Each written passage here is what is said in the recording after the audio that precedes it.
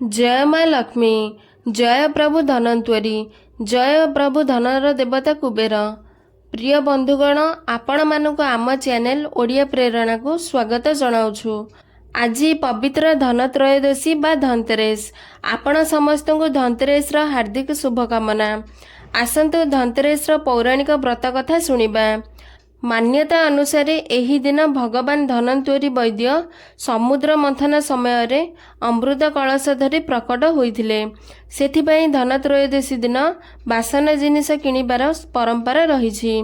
भगवान धनंतरी पूजा करने द्वारा आरोग्य एवं सुख सौभाग्य प्राप्त होइथाए। भगवान धनंतरी को भगवान विष्णु अंश बोली माना जाए। संसार रे चिकित्सा विज्ञानर विस्तार एवं प्रसार पई भगवान विष्णु धनंतरी अवतार धारण करथिले। आसंतु सुनिबा धनतेरस पौराणिक कथा। पौराणिक कथा अनुसार थरे भगवान विष्णु पृथ्वी लोक को विचरण करबा पई आसुथिले। सेही समय रे माता लक्ष्मी श्री हरि पृथ्वी लोक को जीवा पई आग्रह प्रकाश कले। सेतेबेले श्री हरि कहिले, जदि मु जेपरी कहबी तुमे ठीक सेही परी मो कथा मानिब, तेबे मु तुमको नहीं जाई परिबी, अन्यथा नुह। सेही समय रे माता लक्ष्मी विष्णु कथा मानिगले एवं भगवान विष्णु सहित पृथ्वी लोक बुलिबाको बाहरिले।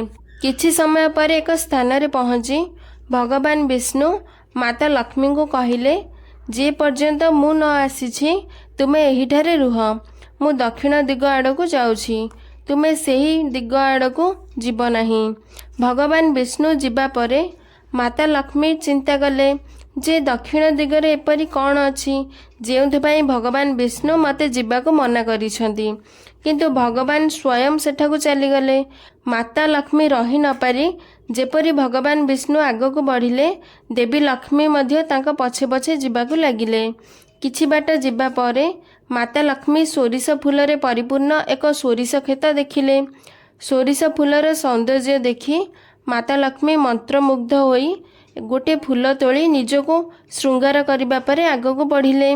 आगको जीवा परे माता लक्ष्मी एक आखु कियारी देखिले। आखु देखि माता लक्ष्मी निजको संभाली न पारी आखु तोली आखु रस पीबाको लागिले।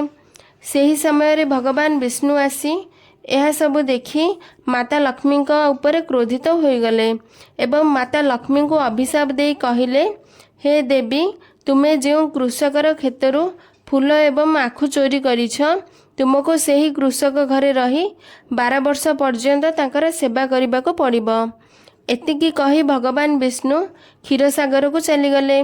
तापरे माता लक्ष्मी चाषी घरे रही तार सेवा करने को लगिले।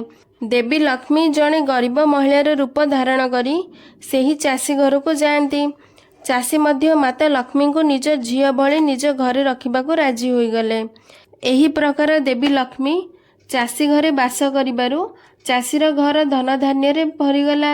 एवं जेतेबेले 13 वर्षर आरंभ होला भगवान श्री हरि देवी लक्ष्मी को नबा पई आसिले। सेतेबेले चाषीटी देवी लक्ष्मी को विदा करिबा पई मना करिदेला।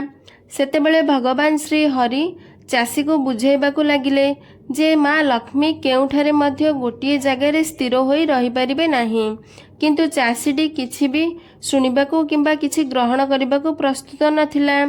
चाषीर जिद देखि माता लक्ष्मी एक उपाय चिंता कले एवं चाषी को कहिले, काली कार्तिक मास कृष्ण पक्षर त्रयोदशी दिन घर को भल भाबरे सफा करी संध्या समय रे घियो दीप जाली मोर पूजा करने सह तंबार एक कलश रे किछि मुद्रा भर्ती करी मो पाई रखिबो एवं मु सेही कलश रे बास करिबी। एहीपरि करिबा द्वारा मु पुणी थरे 1 वर्ष पाई तुम घरे निवास करि परिबी। माता लक्ष्मी को कहबा अनुसार चाषीटी ठीक सेहीपरि कला। सेही प्रकार चाषी घर को धन धान्य पुणी थरे फेरी आसिला। एहापरे चाषीटी प्रतिवर्ष त्रयोदशी दिन माता लक्ष्मी पूजा विधि विधान रे करबाकू लागिला, जहार प्रभाव रे माता लक्ष्मी चाषी घरे बास करबाकू लागिले। एहीपरि माना जाए जे कार्तिक मासर कृष्ण पक्षर त्रयोदशी तिथि को सेही दिन ठारू धन त्रयोदशी बा धनतेरस भावे पालन करागला।